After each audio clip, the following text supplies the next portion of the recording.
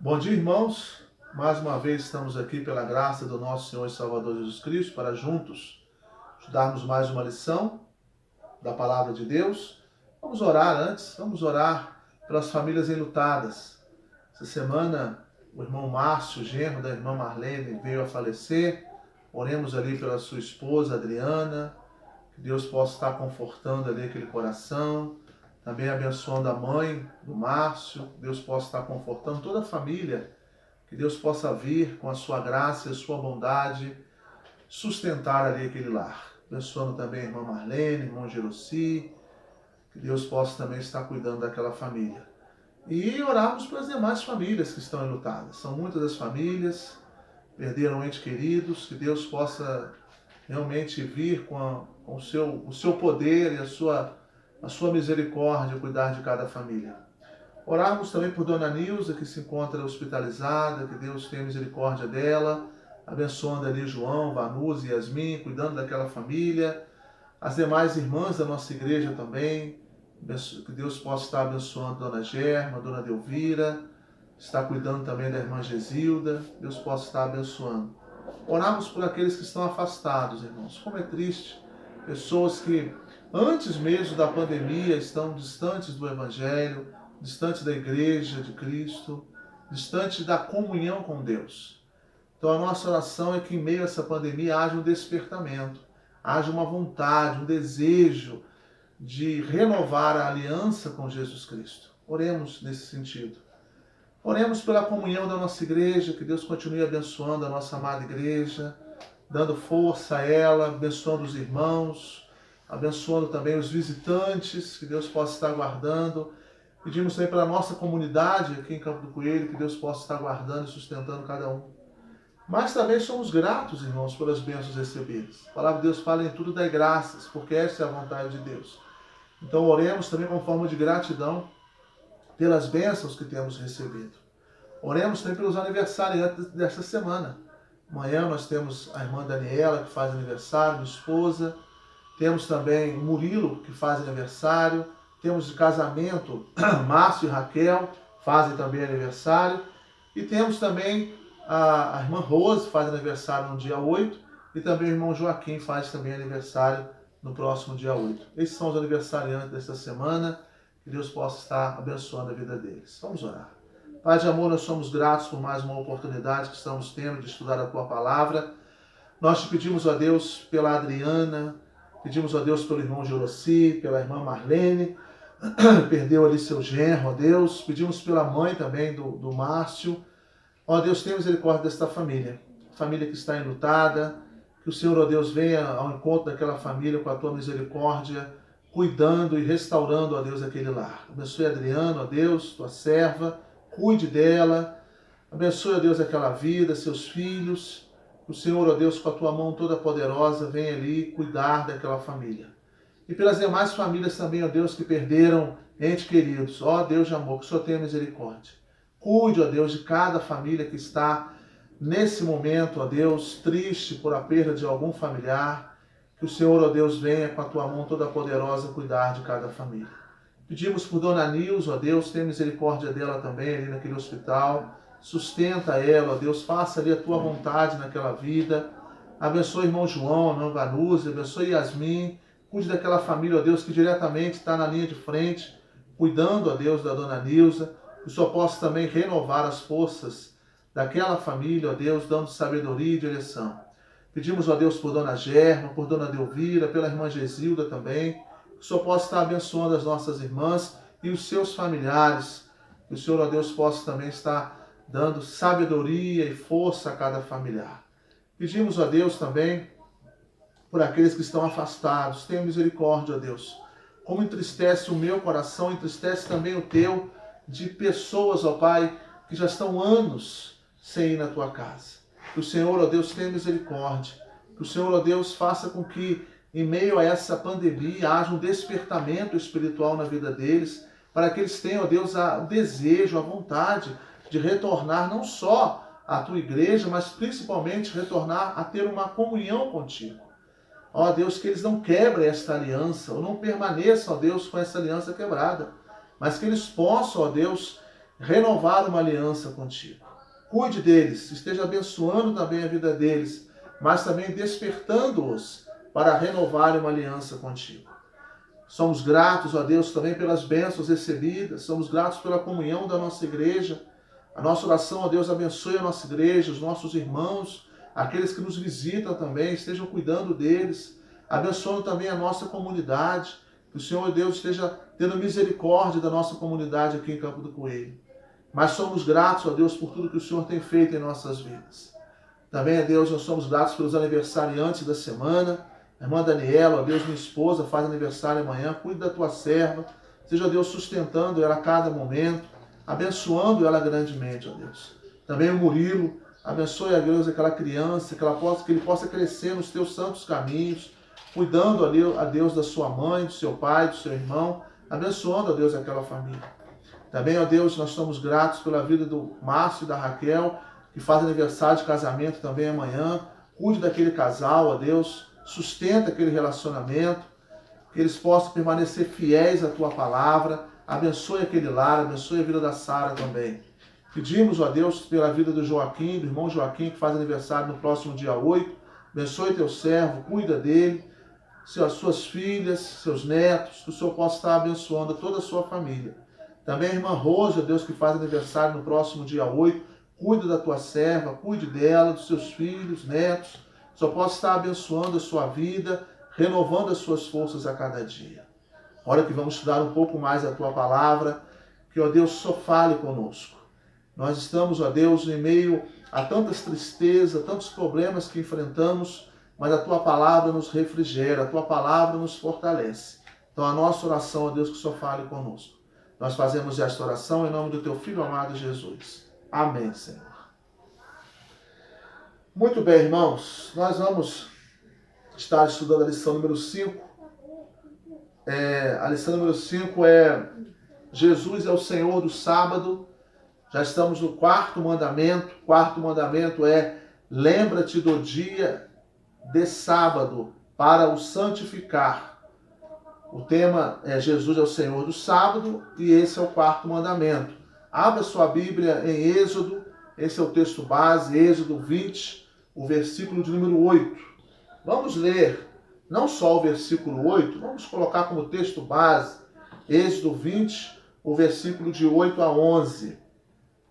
Lembra-te do dia de sábado para o santificar. 6 dias trabalharás e farás toda a tua obra. Mas o 7º dia é o sábado do Senhor teu Deus. Não farás nenhum trabalho, nem tu, nem teu filho, nem a tua filha, nem o teu servo, nem a tua serva, nem o teu animal, nem o forasteiro das tuas portas para dentro. Porque em 6 dias fez o Senhor os céus e a terra, o mar e tudo o que neles há, e ao 7º dia descansou. Por isso o Senhor abençoou o dia de sábado e o santificou. Vamos ler aqui um pouco o nosso comentário da lição, para nós podermos, então, passo a passo, estar explicando uma lição tão importante como essa. O dia do descanso é exigido em muitos segmentos religiosos e concedidos no mercado de trabalho. O muçulmano, por exemplo, descansa na sexta-feira. Só um minutinho, irmãos.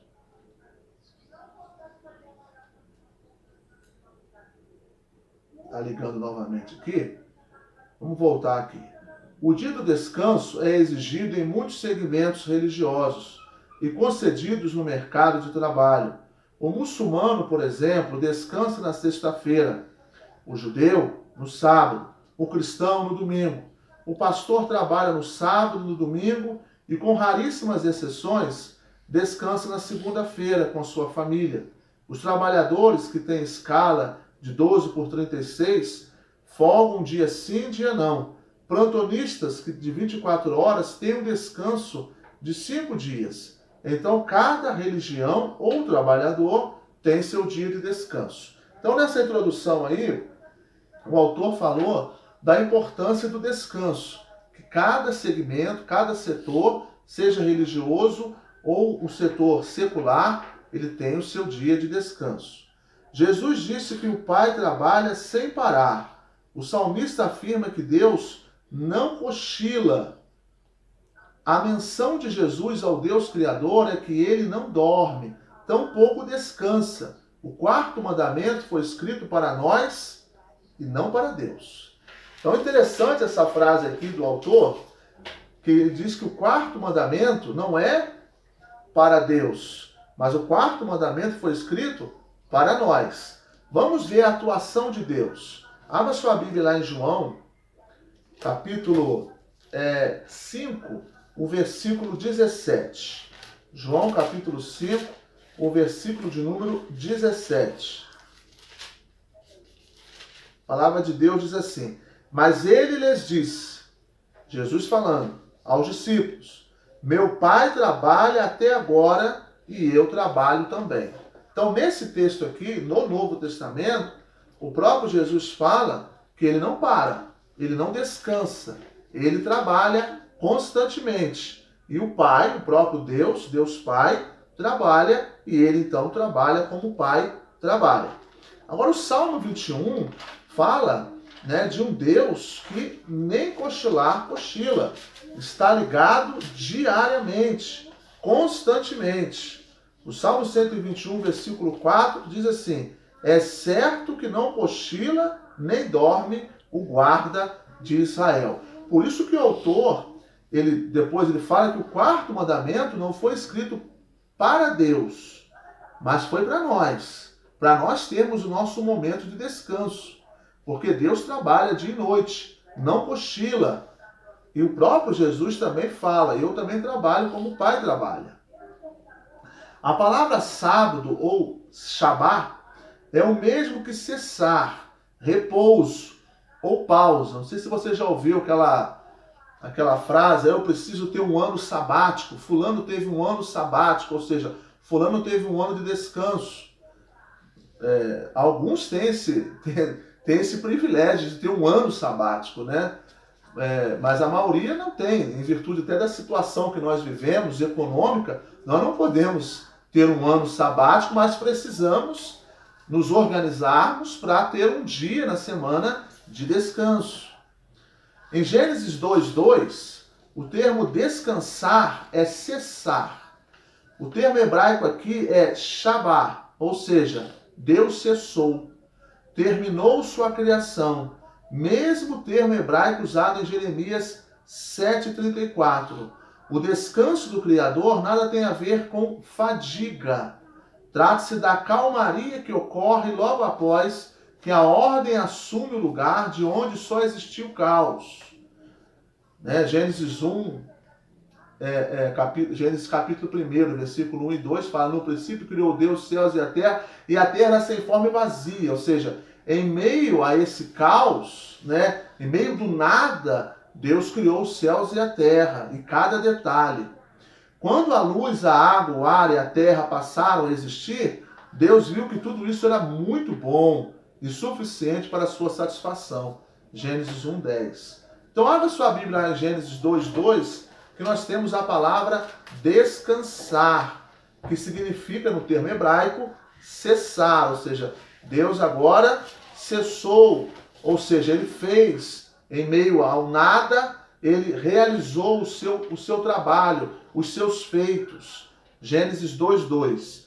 E havendo Deus terminado no dia 7º a sua obra que fizera, descansou nesse dia de toda a sua obra que tinha feito.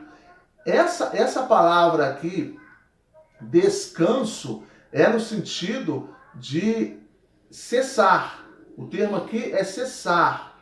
Não é um termo que Deus relaxou, Deus parou de agir, Deus parou de trabalhar, mas Deus cessou, ou seja, ele findou o seu trabalho, ele continuou trabalhando, ele continuou exercendo o seu poder e a sua soberania nos céus, mas aquilo que ele tinha para fazer, ele fez, que em meio a uma terra vazia, em meio ao nada, ele criou os céus e a terra, e também passou a existir a água, a luz, o ar e tudo mais. Então a palavra descansar aqui no sentido de cessou de realizar aquilo, já terminou, já concluiu aquele serviço.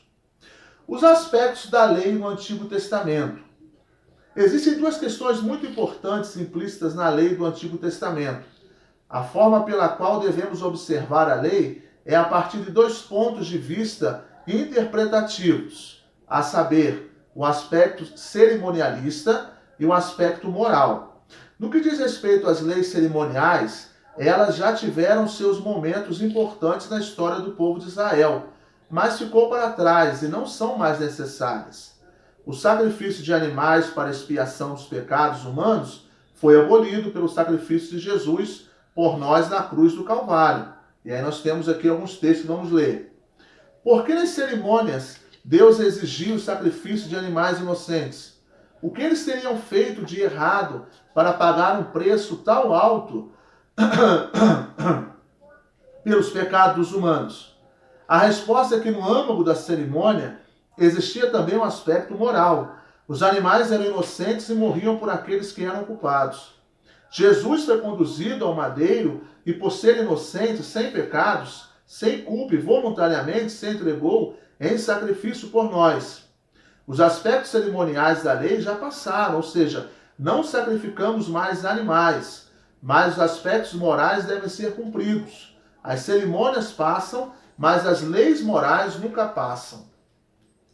Então, qual é a orientação do autor nesse primeiro aspecto aqui sobre o Antigo Testamento? Ele diz que no Antigo Testamento havia os sacrifícios, mas aí Jesus ele veio para cumprir a lei. E ele então é o Cordeiro do mundo, ele é o Cordeiro de Deus, melhor dizendo. Ele é o Cordeiro de Deus que tira o pecado do mundo. Ou seja, ele veio em sacrifício por amor a nós. Então não precisa agora eu pegar um animal, sem defeito e oferecer esse sacrifício. Não há necessidade disso. Jesus se fez sacrifício por amor a nós. Fica a lei moral, como ele diz aqui. As cerimônias, elas passam, mas as leis morais, elas nunca passam. Então, existe aqui alguns textos que eu vou estar compartilhando com os irmãos. Creio que são dois agora, iniciais, que é João, capítulo 1, versículo 29, que eu acabei de citar ele, mas vamos lê-lo mais uma vez. João 1, 29 diz: No dia seguinte, viu João a Jesus que vinha para ele e disse: Eis o Cordeiro de Deus que tira o pecado do mundo. Esse versículo prova para nós que não há mais necessidade de sacrifício nenhum.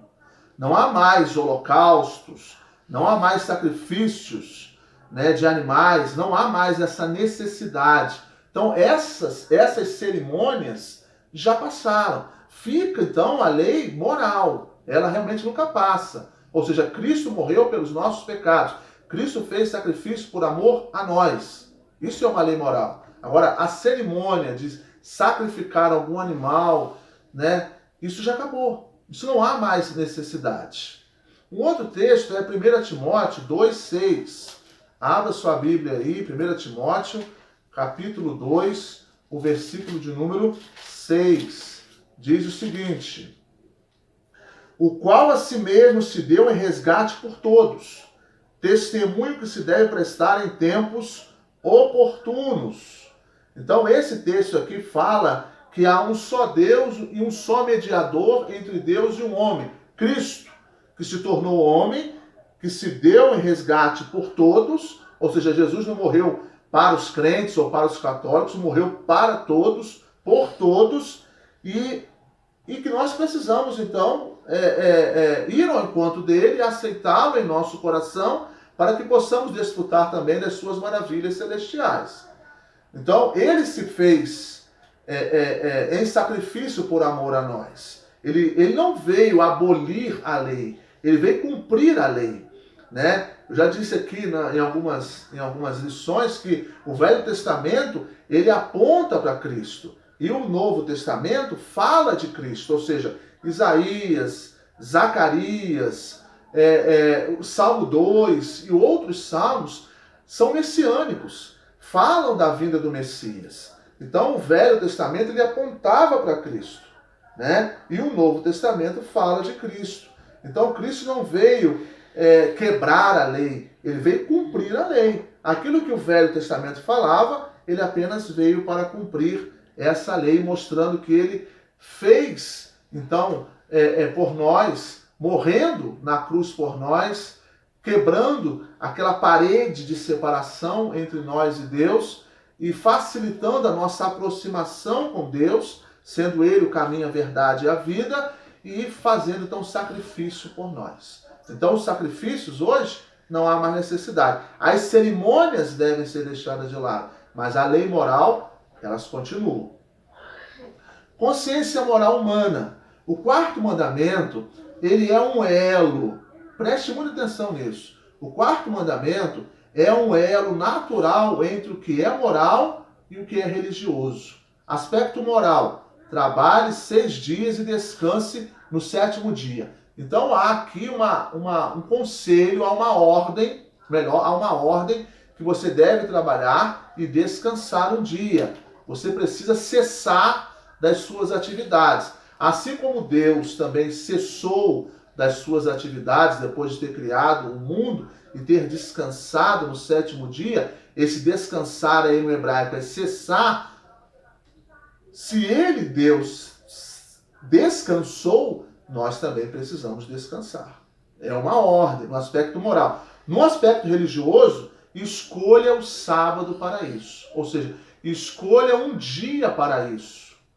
Né? Escolha um dia para descansar, para cessar das suas atividades. Eu separei alguns textos aqui e eu não gostaria... Isso, 2 Coríntios. Abra sua Bíblia aí, 2 Coríntios. Não gostaria de deixar de passar, de compartilhar com os irmãos. 2 Coríntios, capítulo 5, o versículo 21. 2 Coríntios, capítulo 5, versículo 21. Aquele que não conheceu o pecado, ele o fez pecado por nós, para que nele fôssemos feitos justiça de Deus. Ou seja, Jesus, ele assumiu os nossos pecados, né? Ele levou sobre si as nossas enfermidades. Não é isso? Agora, o outro texto é Hebreus 10, o versículo 4 e também o versículo 12. Hebreus, capítulo 10, o versículo 4 e o versículo também de número 12. Diz assim, o 4. Porque é impossível que o sangue de touros e de bodes remova pecados. O autor de Hebreus aqui foi bem feliz nessa declaração, dizendo o seguinte: é impossível que o sangue de touros ou de bodes remova pecados.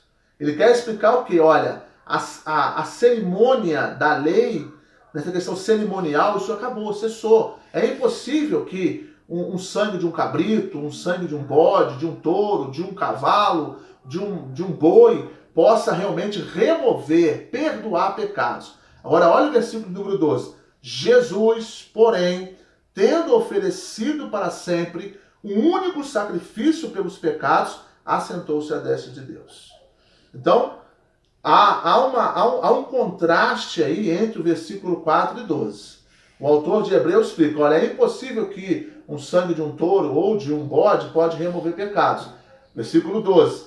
Jesus, porém, ele sim, ele se ofereceu por amor a nós, através de um único sacrifício pelos nossos pecados. E se assentou-se à destra de Deus. Ou seja, ele pagou as nossas dívidas, né? Ele pagou os nossos pecados. Ele se fez sacrifício por amor a nós. Só para a gente poder ainda explicar essa questão, né, das cerimônias da lei do Antigo Testamento.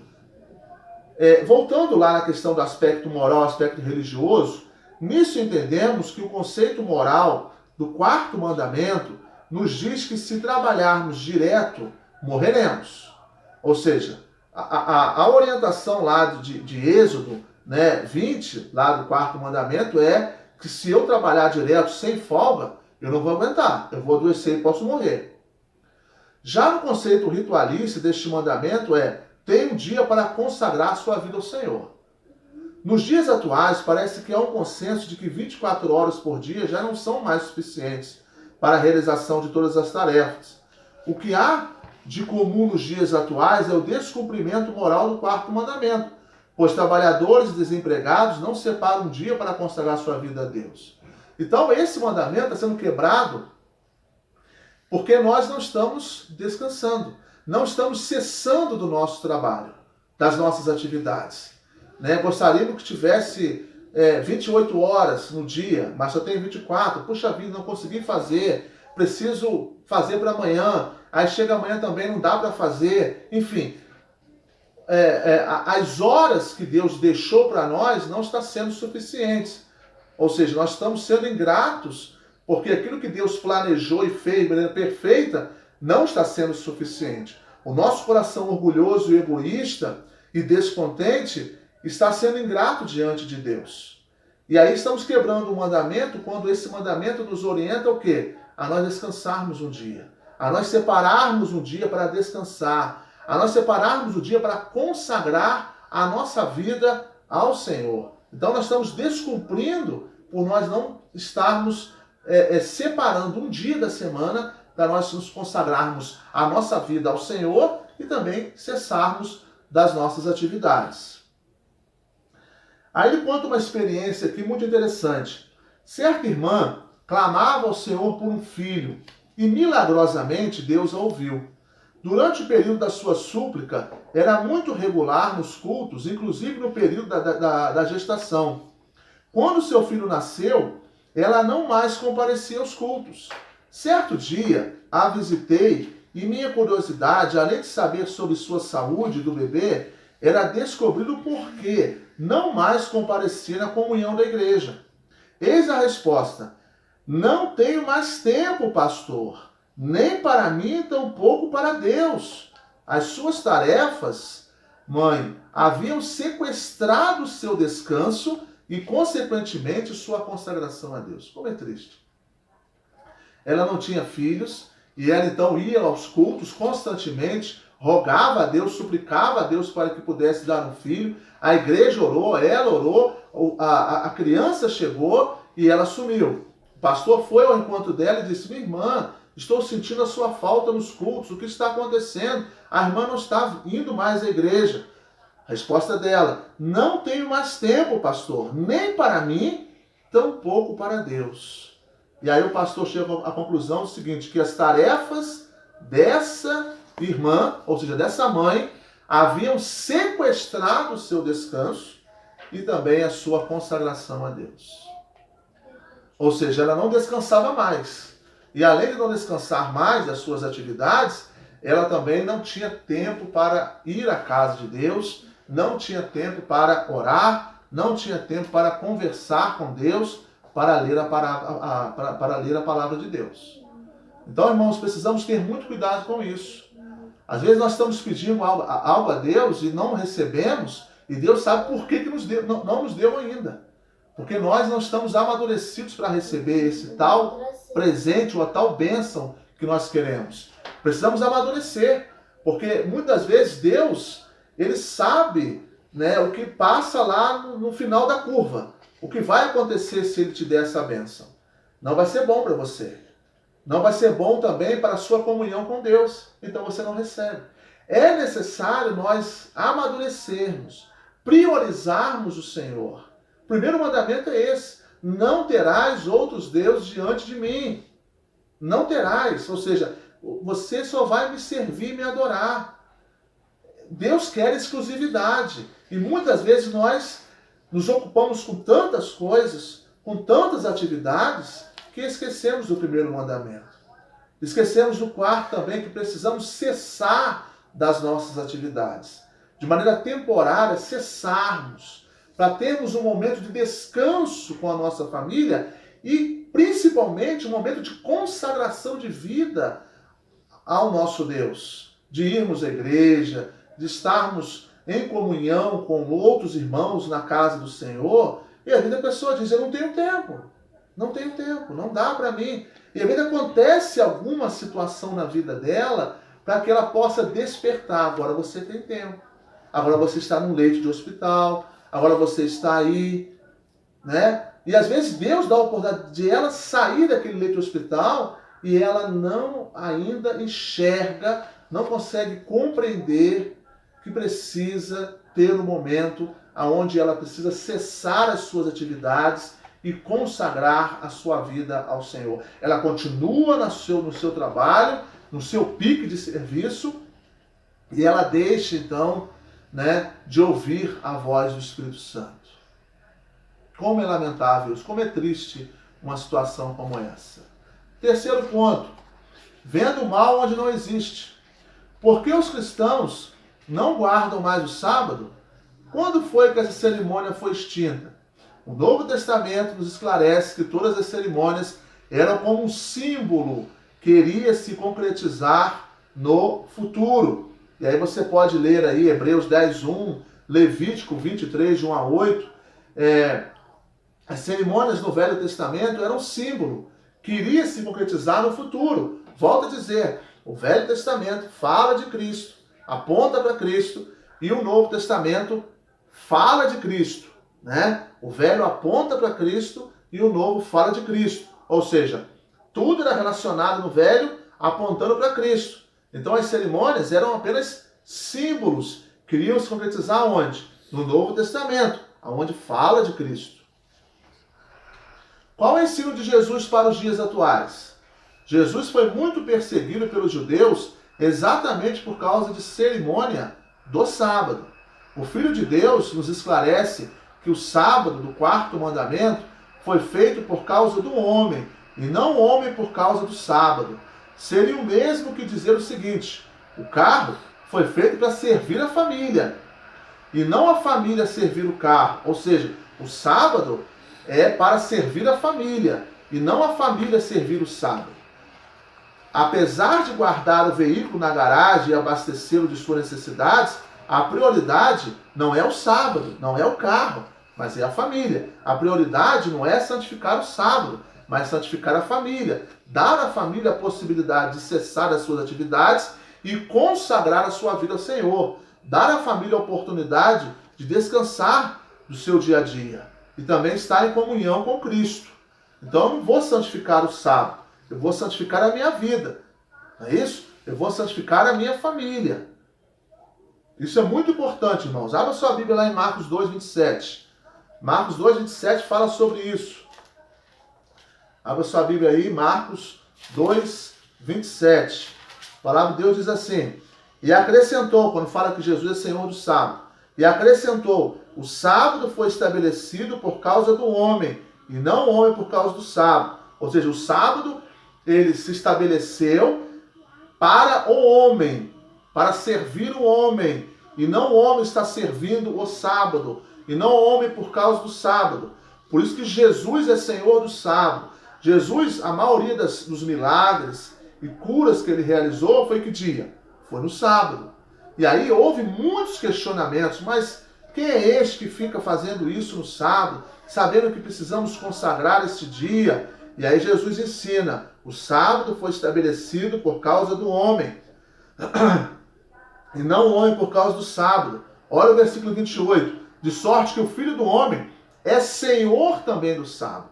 Ou seja, Jesus é Senhor da segunda, do domingo, da terça, da quarta, da quinta, da sexta e também do sábado.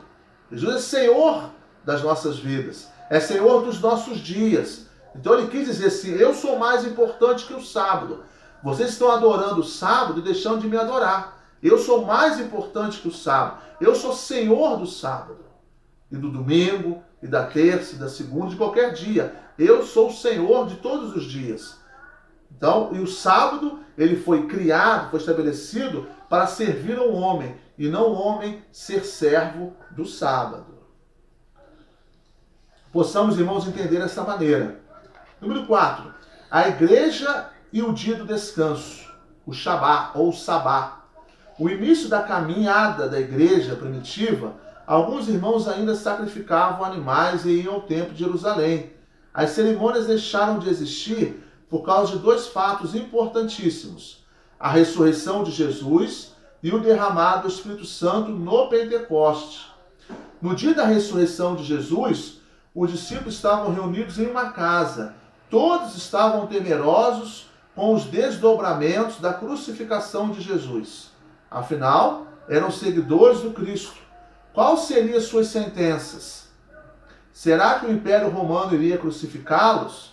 Como Deus os julgaria por terem abandonado seu filho? Em meio a este turbilhão de dúvidas, eis que surge Jesus ressurreto e se põe entre eles, dizendo: Paz seja convosco. João 20:19. O evangelista João detalha o dia em que isso aconteceu, no primeiro dia da semana, ou seja, exatamente no domingo. Então Jesus, ele ressuscitou no domingo, quebrando aquela ideologia, aquele ritual de santificar o sábado, dizendo: olha, eu vou ressuscitar no domingo, mostrando que eu sou Senhor do domingo, sou Senhor do sábado e sou Senhor de todos os dias. E ele, naquele momento de tristeza, naquele momento apreensivo que os discípulos estavam, Jesus aparece e diz: Paz seja convosco. Ou seja, fiquem calmos, eu estou aqui perto de vocês. E aí é interessante que os evangelhos, e ele ressalta, João destaca que foi no primeiro dia da semana. E no primeiro dia da semana, então, é exatamente no domingo. Agora, indo para o livro de Atos, onde a igreja, a história da igreja primitiva se desenvolve. No decorrer da história da igreja primitiva, vamos identificando que o domingo passou a ser o dia do Senhor. Observe que quando o apóstolo Paulo esteve em Troade, foi exatamente em um domingo que ele prega aquele povo e ainda ministra a ceia do Senhor. Foi se tornando um hábito, algo muito comum os primeiros crentes se reunirem para prestarem culto ao Senhor Jesus, sempre aos domingos. Por isso entendemos que o dia do Senhor é o domingo e não mais o sábado. Sabendo que o Velho Testamento ele fala de Cristo, o Velho Testamento ele aponta para Cristo e o Novo Testamento fala de Cristo. O Velho Testamento ele aponta e o Novo fala de Cristo. As cerimônias, então, são símbolos no Velho Testamento e se concretiza, então, no Novo Testamento que fala de Cristo. Por isso que é enfatizado no Novo Testamento que domingo é um dia separado, é um dia que nós entendemos que é o dia de descanso, de cessar das suas atividades. Precisamos ter esse descanso. Se não fizermos essa ordem, ou não obedecermos essa ordem de Deus, estamos indo contra o quarto mandamento. É um dia de descanso, de cessar das nossas atividades e também de consagrar a nossa vida ao Senhor, ou seja, de estarmos na igreja, de estarmos em comunhão com os nossos irmãos. Se nós falamos que não temos tempo para ir na igreja, nós estamos quebrando um mandamento, que é o quarto mandamento, que não estamos descansando ou não estamos cessando das nossas atividades e também deixando de consagrar nossa vida ao Senhor. Ou seja, estamos quebrando esse quarto mandamento. Agora o texto é Atos 20, o versículo 7. Abra sua Bíblia aí em Atos 20, o versículo número 7. Diz assim: No primeiro dia da semana, estando nós reunidos, ou seja, Paulo falando, Lucas escreve, e a palavra nós aqui dá o sentido que Lucas também estava com o apóstolo Paulo. No primeiro dia da semana, estando nós reunidos com o fim de partir o pão, Paulo que devia seguir viagem no dia imediato, exortava-os e prolongou o discurso até a meia-noite. Então o detalhe aqui é o versículo 7, nisso, no primeiro dia da semana. Ou seja, estavam celebrando a ceia. Então, no primeiro dia da semana, ou seja, no domingo, estando nós reunidos com o fim de partir o pão, ou seja, de termos o momento da celebração da ceia do Senhor, Paulo começou então a pregar e se estendeu ali, se prolongou até a meia-noite, onde então aquele menino jovem, aquele jovem Caio, Eutico, e Paulo então ressuscita esse rapaz, Mas o detalhe aqui é no primeiro dia da semana, ou seja, no domingo, Paulo estava com Lucas ensinando a palavra de Deus e mostrando então que o domingo é o dia realmente do Senhor. O outro texto é 1 Coríntios 16, versículos 1 e 2. 1 Coríntios 16, versículos 1 e 2, falando também agora na igreja de Corinto. 1 Coríntios 16, 1 e 2. Quanto à coleta para os santos, fazei vós também como ordenei às igrejas da Galácia. No primeiro dia da semana, cada um de vós ponha de parte em casa, conforme a sua prosperidade, e vá juntando para que se não façam coletas quando eu for. Aí falando a questão das ofertas que eram entregues ao templo. E ele diz o quê? No primeiro dia da semana. Então o Novo Testamento ele fala do domingo como um dia separado para nós cessarmos das nossas atividades e também estarmos consagrando a nossa vida ao altar do Senhor, indo à casa de Deus para estar em comunhão com Deus e também com os nossos irmãos. O quarto mandamento, longe de ser um motivo para várias e intermináveis discussões interpretativas, é uma bênção para os filhos de Deus. O Senhor abençoa o trabalho, mas exige para o nosso próprio bem um período de descanso.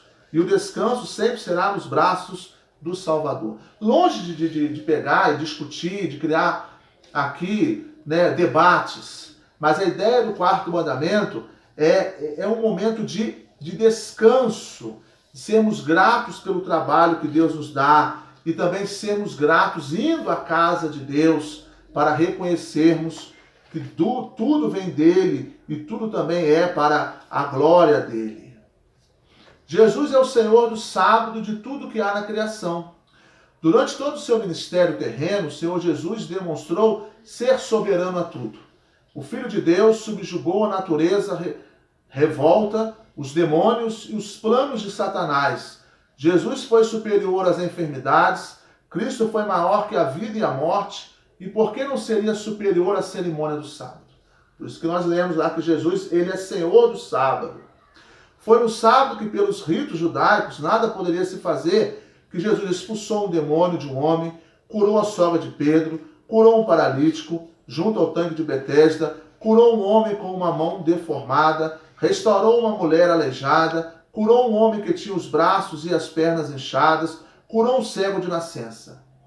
Quantas coisas que Jesus realizou no sábado, mostrando que ele é Senhor do sábado, quebrando uma tradição que trazia idolatria e não comunhão e não prazer em servir ao Senhor. Para os judeus e os ritualistas da atualidade, o sábado é um fardo pesado, uma imposição. Pela religiosidade do sábado, nada se pode fazer. Jesus é o Senhor do sábado, do domingo e de todos os dias da semana. Jesus cita Davi que em um tempo de necessidade comeu pães sagrados de que não era lícito comer. Mateus 12, 2-8. O que mais importa para Deus, de acordo com o quarto mandamento, são as pessoas e não os ritos. Eu quero concluir, irmãos, deixando um texto aqui de Mateus 12, os versículos 6-8. Mateus capítulo 12, versículos 6-8. Diz o seguinte: aqui está quem é maior que o templo. Mas se vós soubesseis o que significa misericórdia quero e não holocaustos, não teríeis condenado inocentes, porque o Filho do Homem é Senhor do sábado. Então o que Deus quer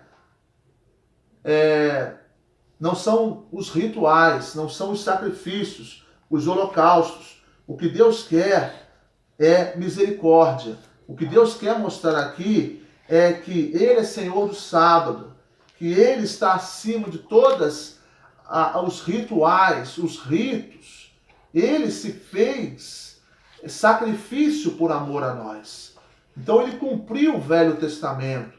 E Ele então orienta que nós iremos adorá-lo, exaltar. Não exaltar o dia, mas adorá-lo e exaltá-lo.